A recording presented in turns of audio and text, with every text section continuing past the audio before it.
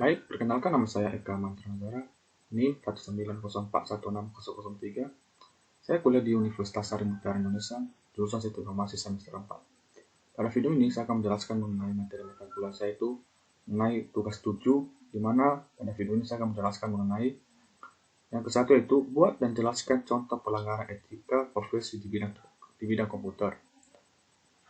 Contoh-contoh pelanggaran kode etik profesi di bidang IT itu 1. Hijacking merupakan kejahatan melakukan pembajakan hasil karya orang lain. Yang paling sering terjadi adalah software piracy atau pembajakan perangkat lunak. Yang kedua yaitu illegal contact, merupakan kejahatan yang dilakukan dengan memasukkan data atau informasi ke internet tentang sesuatu hal yang tidak benar, tidak etis, dan dapat dianggap melanggar hukum atau mengganggu ketertiban umum. Yang ketiga yaitu unauthorized access. Ketika seseorang memasuki atau menyusup ke dalam suatu sistem jaringan komputer secara tidak sah, tanpa izin atau tanpa sepengetahuan dari pemilik sistem jaringan komputer yang dimasukinya. Yang ketiga dan keempat yaitu kejahatan komputer. Kejahatan komputer atau computer crime adalah kejahatan yang dibutuhkan karena penggunaan komputer secara ilegal.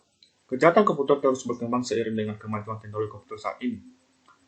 Beberapa jenis kejahatan komputer meliputi denial of service atau melumpuhkan layanan sebuah sistem komputer, penyebaran spam, carding, dan lain-lain.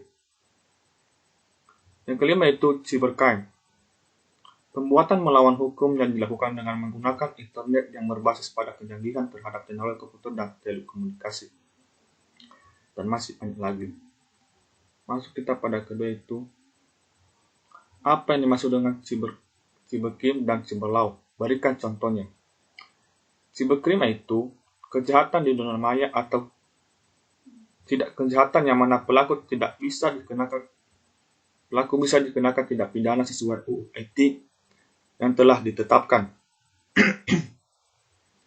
Secara umum, pengertian cybercrime adalah segala jenis kejahatan dilakukan dengan menggunakan teknologi komputer, jaringan internet, dan juga perangkat-perangkat digital lainnya. Contoh cybercrime misalnya, pembobolan ATM, pembobolan data suatu perusahaan, penggunaan atau medsos sampai berita bohong atau hoax. Selanjutnya itu cyberlaw. Cyberlaw adalah aspek hukum yang ruang lingkupnya meliputi setiap aspek yang berhubungan dengan orang perorangan atau subjek hukum yang menggunakan dan memanfaatkan teknologi internet dimulai pada saat mulai online dan memasuki dunia cyber atau maya. Contoh dari cyberlaw yaitu penyebaran virus, software, cybersabotage dan extortion, browser hijackers, software. Itu saja penjelasan dari materi mata kuliah saya. Jika ada kesalahan mohon untuk dimaafkan.